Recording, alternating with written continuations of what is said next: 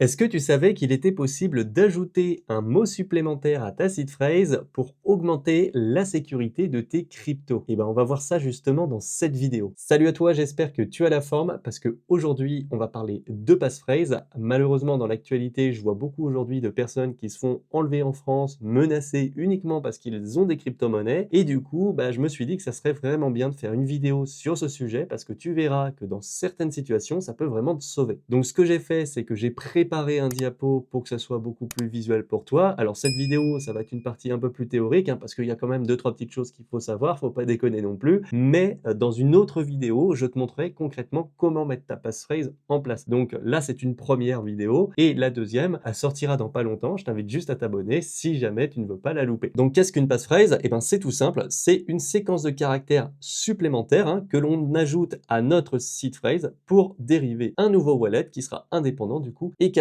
Alors, pour faire simple, c'est-à-dire qu'on a notre seed phrase, hein, tu sais, qui fait 12, 18 ou 24 mots. Et ce qu'on va faire, c'est qu'on va créer un nouveau mot. Alors, on dit mot en réalité, hein, on va souvent parler d'ailleurs de 25e mot, mais en réalité, il est plus juste de parler soit de mot de passe, comme je l'ai marqué ici, ou de suite de caractères. Parce qu'en réalité, ce qui va se passer, c'est qu'on peut mettre 1, 2, 3 mots si on le souhaite, hein. Il n'y a aucun problème. Ça va dépendre du wallet, mais normalement, dans la théorie, on n'est pas limité par une quantité de caractères quelconque, hein, parce qu'on peut rentrer tout un livre si on le souhaite. C'est les wallets qui vont brider ça plutôt. Et on peut mettre plusieurs mots si on le veut, des caractères minuscules, majuscules, etc. Et ce qui est très intéressant d'ailleurs à noter, c'est que normalement, tu sais, quand on a notre seed phrase, on a des mots qui font partie d'une liste de 2048 mots. Et à ça, on va pouvoir ajouter cette passphrase, mais cette passphrase, du coup, ça sera des mots qui seront en dehors de cette liste. Et en plus, on aura des caractères spéciaux, etc. Donc ça va vraiment ajouter une entropie supplémentaire. Donc ça, c'est vraiment quelque chose qui est très intéressant. Donc pour avoir accès au portefeuille, du coup, bah, il faut forcément la passphrase et la seed phrase. Donc si on perd l'un des deux, ça revient à perdre l'accès au portefeuille. Donc, qu'est-ce que ça veut dire? Ben, que quand je vais vouloir créer une passphrase, eh ben, j'aurai un wallet qui sera totalement indépendant, mais qui sera lié à la fois à ma seed phrase et à ma passphrase. C'est-à-dire qu'il faudra absolument que j'ai les deux, hein, il faut voir ça comme deux clés, si tu veux, pour avoir accès à ce portefeuille. Donc, si jamais j'oublie la seed phrase ou que j'oublie la passphrase, eh ben, c'est mort, j'ai perdu l'accès à ce wallet. Donc ça, c'est vraiment très important à prendre en compte, hein. C'est une sécurité supplémentaire qui protège les utilisateurs contre une partie des attaques physiques potentielles notamment, on va y revenir après. Mais attention à ça parce que derrière, il faut faire attention à ne pas oublier notre seed phrase. C'était déjà le cas avant, mais en plus de ça, il faut bien mémoriser en plus une passphrase. Et on verra, mais il faut la noter sur un support physique, hein, c'est très recommandé. On ne peut pas se fier à notre mémoire, jamais. Elle est prise en charge par de nombreuses wallets également, hein, donc la passphrase, c'est-à-dire qu'on va pouvoir retrouver ça chez Ledger, mais aussi sur des wallets logiciels, hein. Alors de mémoire, MetaMask et Ruby font ça aussi, mais bon, généralement, on va plutôt faire ça avec des hardware wallets, hein, parce que on va faire ça sur des montants qui sont relativement importants. Et donc, du coup, quand on a des montants importants, on va aussi faire ça sur des hardware wallets. Donc, pour t'expliquer plus visuellement la chose, hein, je te l'avais dit, je te mettrai un petit schéma. Donc là, c'est un schéma que j'ai été prendre sur Bitstack, hein, donc ils ont un très bon blog, ils font vraiment des super articles, hein, si jamais ça t'intéresse, sur plein de sujets différents. Donc, n'hésite pas à aller les voir. Donc, eux, ils sont spécialisés plutôt sur Bitcoin, mais voilà. Donc là, tu vois bien pour la passphrase que là, tu as la fameuse seed phrase, hein, pardon.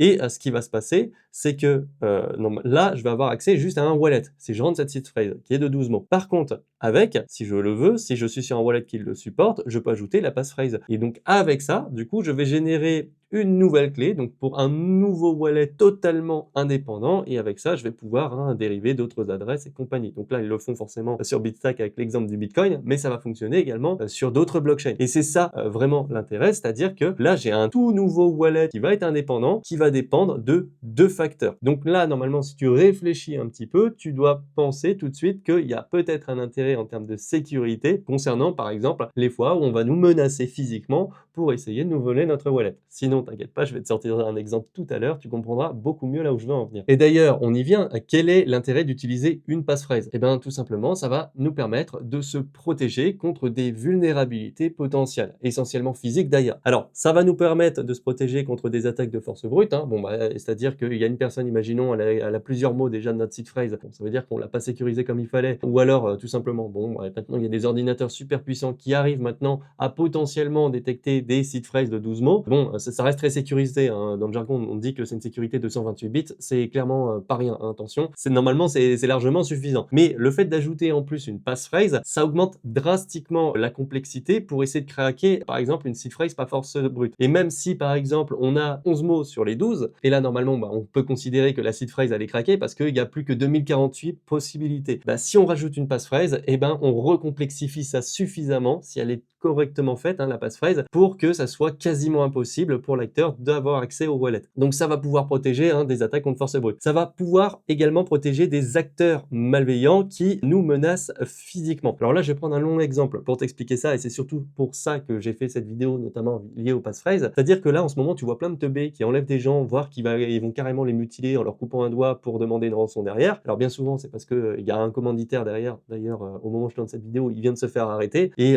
j'espère qu'il n'y avait que lui. Malheureusement, il y en a peut-être d'autres qui vont arriver par la suite. Mais ce qu'il faut savoir, c'est qu'on n'est pas à l'abri que ce genre d'événement, ça se démocratise encore un peu plus en France, et également sur des cas un petit peu plus individuels. C'est-à-dire que là, c'est plutôt des entrepreneurs qui étaient ciblés, mais on pourrait très bien faire penser que demain, par exemple, il y ait des personnes qui aillent chez les gens, leur mettent un pistolet sur la tempe et leur demandent de leur donner leur seed phrase. Ça, c'est déjà arrivé notamment à Asher, hein, c'était ça, il y avait une personne qui avait tenté ça, mais c'était une arme factice, hein, mais je te garantis que Asher, il avait eu très peur à ce moment-là. Mais des cas comme ça, on peut très facilement deviner que ça va arriver. Bon, Asher, c'était clairement pas le bon client parce que lui, il a des portefeuilles multisignatures et tout, c'est très compliqué de sortir les fonds avec lui. Mais par contre, pour des petites personnes individuelles comme toi et moi, là, ça devrait normalement être beaucoup plus facile. Alors, je te donne un exemple tout bête qui peut arriver dans la vie, hein. Imaginons, bon, tu as bien réussi ta vie, tu commences à avoir des revenus importants en crypto, je te le souhaite, hein, vraiment du fond du cœur, et on va supposer que tu as mis en place une passphrase. Et dans cette passphrase, c'est-à-dire que tu as un wallet, enfin un hardware wallet, par exemple Ledger, donc tu as tes 24 mots, bah, dessus, ça te donne accès à un wallet, et tu mets 10% de tous tes avoirs en crypto dessus. Par contre, tu vas créer un wallet caché, hein, via ta passphrase, et sur ce wallet caché, là, tu vas mettre 90% du reste. Donc, supposons maintenant que à Noël, tu as parlé un petit peu avec ton cousin parce qu'il t'a dit, il a vu ta nouvelle voiture, il fait ah, tu réussis bien et tout, machin. Et ben, vous vous en parlez un petit peu, tu dis ouais, je suis en crypto maintenant, j'ai gagné pas mal parce qu'il y a eu le bull run et compagnie. Et ton cousin, lui, c'est pas lui qui va forcément répéter. Par contre, tu as peut-être tante Janine à côté, hein, qui a besoin de parler, qui a besoin de faire sa commère et d'aller raconter à tout le monde. Ça, on en connaît tous des personnes comme ça, et donc du coup, qui vont répéter ça à tout le monde. Et le problème, c'est que bah, ce genre de propos, ça va se répéter petit à petit, ça peut être déformé et amplifié et arriver aux oreilles d'une personne qui va être malveillante. Une personne qui pourrait venir un jour chez toi, te mettre un pistolet sur la tempe et dire donne-moi ta seed phrase parce que sinon je te bute. Et ça, malheureusement, c'est quelque chose que on peut largement deviner arriver en France, hein, parce que on n'a plus le niveau de sécurité qu'on était censé avoir. Alors après, ça c'est un discours plutôt politique, mais c'est une vérité, hein, on est obligé d'ouvrir les yeux là-dessus. Mais c'est là où justement une passphrase peut te protéger dans certains cas, c'est-à-dire que si tu lui donnes juste la seed phrase dans notre exemple, en effet, il va avoir accès à 10% de tes fonds. Bon là, il va peut-être se dire, bon la tante Janine, elle a vraiment exagéré, il va voir le montant, et après il va repartir, il va se dire, on va se contenter de ce qu'on a, on va vite partir, de toute façon, il y a les flics qui vont arriver. Mais toi, de ton côté, tant que tu lui communiques pas la passphrase, il n'aura jamais accès au wallet, justement principal, le wallet qui est caché. Et c'est ça l'intérêt d'une passphrase, notamment. Donc ça va vraiment ajouter un degré de sécurité supplémentaire. Alors je ne dis pas que on va pas te mettre un pistolet sur la tempe pour te dire donne-moi la passphrase maintenant. Là, forcément, c'est vraiment pas de chance si ça arrive, parce que c'est quelque chose de moins connu quand même, la passphrase, et faut pouvoir deviner qu'il y en a une, hein, donc à toi de ne pas communiquer là-dessus. Mais ce que je veux dire, c'est que tu as quand même beaucoup plus de chances de ne pas perdre toutes tes cryptos dans ce genre de situation. Parce que dans tous les cas, si on vient t'attaquer physiquement, si on menace physiquement ta famille ou ta personne, dans tous les cas, il y a de très grandes chances que tu la lâches, la seed phrase. Donc autant essayer une petite arnaque à ce niveau-là. Donc voilà pourquoi une passphrase, ça peut notamment être intéressant. Maintenant, il y a d'autres cas de figure également, c'est-à-dire que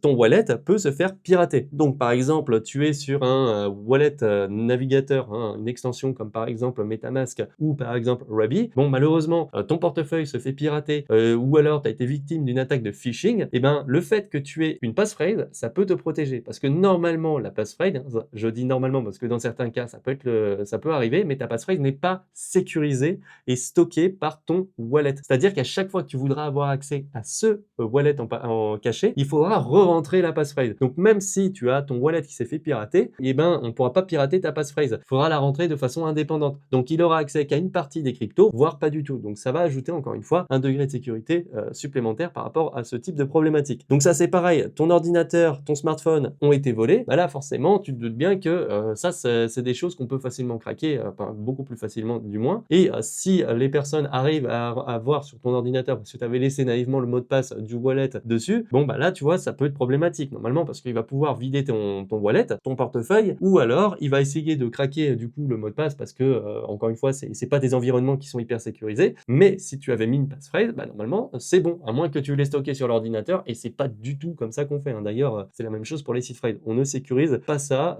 sur du virtuel mais vraiment sur du physique, hein, du tangible, et sur quelque chose qui ne peut pas être vu par tout le monde, hein, forcément. Ensuite un autre exemple, imaginons que ton hardware wallet, tu en as un du coup, qui a été dérobé. Alors ça, bon, déjà c'est un petit peu moins grave parce qu'un hardware wallet c'est plus compliqué à craquer. Maintenant, peut quand même arriver. Et malheureusement, si la personne a des compétences, eh ben, elle va te craquer ton hardware wallet et donc du coup, elle va avoir accès aux cryptos qui sont dedans. Maintenant, si tu as mis en place une passphrase, eh ben, à ce moment-là, normalement, t'as pas de problème parce que la passphrase, elle n'est pas conservée normalement en mémoire par ton hardware wallet. Je dis normalement, mais on va y revenir après parce qu'il y en a certains, ils proposent une alternative, notamment de la stocker en mémoire. Mais s'il arrive à craquer ton hardware wallet et que tu avais mis une passphrase, eh ben, normalement, tu n'auras pas de problème si tu as mis une passphrase convenable. Donc ça, c'est voilà, c'est une sécurité en plus. Et j'ai mis que ça, c'est encore plus valable, notamment avec les hardware wallets qui sont open source, parce que ceux-là, ce sont les hardware wallets qui sont les plus sensibles aux attaques physiques, hein. J'ai fait une vidéo d'ailleurs sur l'open source parce qu'il y a beaucoup de personnes qui ne jurent que par ça, qui disent que c'est plus sécurisé et tout.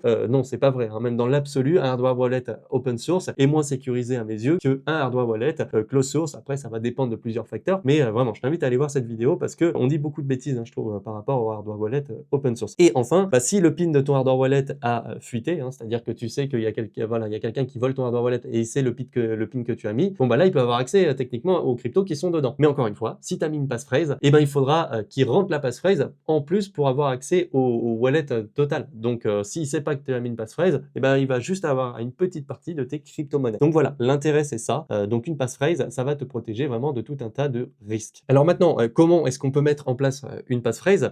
Pour en paramétrer une, hein, c'est vraiment tout simple. Alors je ferai vraiment une vidéo dédiée, comme je te l'ai dit tout à l'heure, pour te montrer pas à pas comment faire, hein, mais tu vas utiliser un wallet compatible déjà, donc certains ne le supportent pas, mais il y en a beaucoup maintenant qui le proposent. Et ensuite, tu vas chercher un onglet avec marqué passphrase, hein, ça va être dans les paramètres. Alors il y a certains hardware wallets comme Ledger qui vont proposer ça, hein, notamment, et qui vont te proposer soit de lier la passphrase à un code PIN, soit la solution normale. Alors la solution liée la passphrase à un code PIN, j'ai trouvé ça pour le moment que chez Ledger. Faudrait que je regarde sur les autres hardware wallets que j'ai à la maison, mais moi c'est pas celle que je te recommande en vérité. Pourquoi? Parce que en fait ce qui va se passer, c'est que quand tu vas vouloir lier ça à un code PIN, ça veut dire que ton hardware wallet va conserver et sécuriser dans l'élément sécurisé, hein, du coup, ta passphrase. Et ça veut dire quoi? Bah, que si quelqu'un arrive à avoir physiquement accès à ton hardware wallet et qu'il arrive à le craquer, donc c'est vraiment théorique et très hypothétique parce qu'il faut y aller pour craquer un hardware wallet de Ledger, c'est jamais arrivé encore aujourd'hui. Mais si jamais ça arrive un jour ou l'autre, eh ben il peut avoir accès du coup à ta passphrase. Alors que si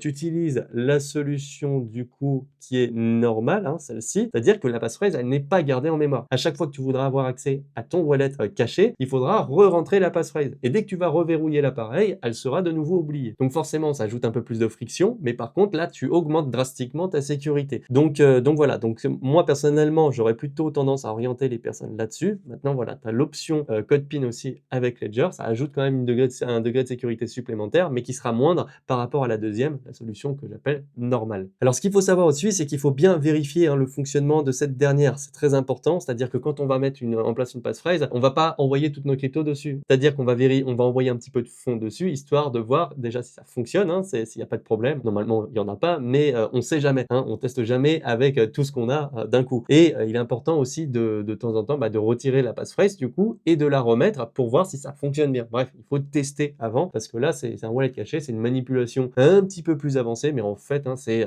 vraiment assez simple quand on a compris le concept. Et enfin, il est important de garder une sauvegarde. Je le disais tout à l'heure, on peut pas se fier à notre mémoire. Si jamais un jour, même si tu as une très bonne mémoire aujourd'hui, si un jour on te met un coup dans la gueule, si tu as un accident de moto, je connais quelqu'un d'ailleurs qui se reconnaîtra, qui a eu un accident de moto il y a pas si longtemps, il a perdu la mémoire sur juste l'accident de moto. Mais il y a des personnes qui perdent la mémoire sur certaines choses de leur vie, hein. Ça peut arriver, un mauvais coup, on n'est pas à l'abri. Donc ce qu'il faut comprendre, c'est que garder une sauvegarde physique va permettre de se protéger de ça. La mémoire, c'est vraiment notre pire ennemi. Faut pas, c'est pas parce qu'elle est bonne aujourd'hui qu'elle le sera forcément demain. demain, hein. Donc voilà, donc on garde une sauvegarde encore une fois de notre seed phrase, mais aussi du coup de la passphrase. Alors chose également très importante que je voulais préciser, hein, c'est que tout comme un bon mot de passe, mettre une passphrase trop simple n'apporte pas beaucoup plus de sécurité. Et oui, parce que si tu mets 1, 2, 3, 4 par exemple en passphrase, dis-toi bien que ça c'est quelque chose qui peut vraiment être tenté. Imaginons que ta seed phrase fuite sur internet, hein, voilà, il y a quelqu'un qui a réussi à te la craquer, et que lui il veut pas s'embêter, il va juste revendre les seed phrases à d'autres personnes sur le dark web par exemple, en disant voilà c'est des seed phrases que j'ai vu qui étaient notées, et il y a des personnes qui rachètent ça. Le truc c'est que maintenant il y en a d'autres qui vont essayer de potentiellement de brute force ces seed phrases, c'est-à-dire pour essayer des combinaisons, pour voir s'il n'y a pas une passphrase et activer un wallet caché. Et ça, ce sont des choses qui peuvent être très très facilement craquées. Donc, il faut vraiment considérer que c'est un mot de passe fort qu'on va mettre, et donc qu'il va falloir que ça comporte un nombre minimum de caractères. Il va falloir qu'il y ait des minuscules, des majuscules, des caractères spéciaux. Alors, les espaces, les points d'exclamation, les arrobas, hein, tout ça, ça marche. Et qu'elle soit incohérente. Et oui, parce que si tu mets ta date de naissance avec je t'aime maman et par exemple un arrobase à la fin, bon ça c'est quelque chose qui est pas très incohérent, tu vois. Oui, tu coches toutes les autres cases, mais voilà, c'est pas très incohérent. Donc ça potentiellement, ça peut être craqué assez facilement. Donc vraiment, il faut qu'il y ait une séquence de caractères quand même qui soit suffisamment longue, incohérente et avec toutes les autres caractéristiques là que je viens de citer à l'instant. Alors maintenant, ce qu'il faut savoir aussi, c'est que la passphrase a aussi quelques petits inconvénients, hein. Forcément, on augmente la sécurité, donc forcément, on va augmenter la friction. Il y en a plus, c'est-à-dire que l'expérience utilisateur sera moins fluide. À chaque fois que tu voudras avoir accès à ton wallet, à part si par exemple tu utilises Ledger et tu sécurises ça avec un PIN, mais comme on l'a vu, c'est peut-être un peu moins sécurisé. Ce qu'il faut savoir, c'est qu'il faudra re-rentrer tout le temps ta passphrase pour avoir accès au wallet. Donc il y a une étape en plus, c'est moins agréable, ça sera moins fluide en termes d'utilisation. Ensuite, il faut bien comprendre, et j'insiste dessus, je l'ai déjà dit, mais je le répète, oublier la seed phrase ou la passphrase revient à perdre le wallet caché. Donc il y a forcément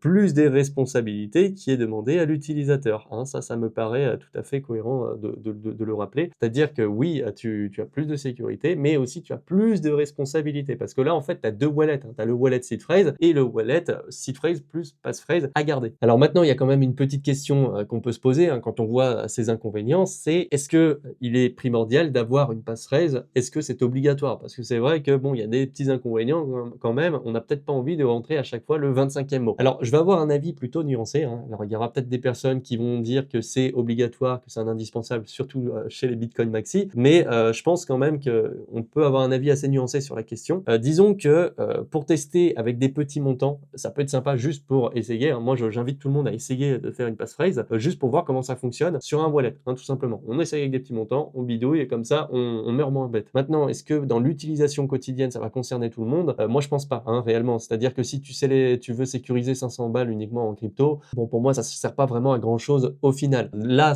pour moi, les personnes que ça va vraiment concerner, c'est surtout les personnes qui vont avoir des montants qui commencent à être importants, hein, d'accord? Et qui vont, en plus de ça, avoir un hardware wallet. Alors, je sais que c'est pas obligatoire d'avoir un hardware wallet, mais pour moi, quand on a des montants importants, vaut mieux d'abord se tourner vers ça. Parce que le hardware wallet, faut bien comprendre que ça va nous protéger de bien plus de risques que la passphrase. Et ensuite, une fois qu'on a ce combo, entre guillemets, là, on peut commencer à se réfléchir à une passphrase et voire dans certains cas d'ailleurs à du multi-signature. Parce que la passphrase, en fait, en termes de sécurité, c'est d'abord, on va avoir la seed phrase si tu veux, après on peut rajouter un cran de sécurité avec la passphrase et après on peut commencer à se tourner vers du multi-signature. Mais là, c'est encore plus de friction, c'est encore moins agréable, donc on va clairement pas faire ça avec 1000 balles. Mais dans tous les cas, moi, ce que je veux que tu retiennes hein, avec cette vidéo, c'est que la passphrase, c'est une solution qui apporte un degré de sécurité supplémentaire, mais attention, c'est pas non plus une solution magique, hein. C'est une couche de sécurité en plus et il faut voir ça comme ça et rien de plus. Parce qu'il y a des personnes qui pensent par exemple que si tu achètes un hardware wallet open source sans éléments sécurisés et que tu mets une passphrase, c'est bon, la passphrase, ça va tout résoudre. La réponse est, c'est un petit peu plus mitigé que ça. En réalité, il y a toujours des vecteurs d'attaque potentiels contre lesquels même ta passphrase sur ton hardware wallet ne va pas te protéger. Donc, il faut faire attention à ça quand même. Mais par contre, ça ajoute vraiment une couche de sécurité en plus. Donc voilà. Donc, si tu as des questions maintenant concernant les passphrases, n'hésite pas à poser ça en commentaire. Sinon, comme d'habitude, si la vidéo t'a plu, n'hésite pas à me mettre un petit like, à t'abonner et à activer la cloche des notifications pour ne pas louper les prochaines vidéos. Et sinon, je te recommande aussi cette vidéo où je t'explique pourquoi, à mes yeux, les hardware wallets de chez Ledger sont les meilleurs.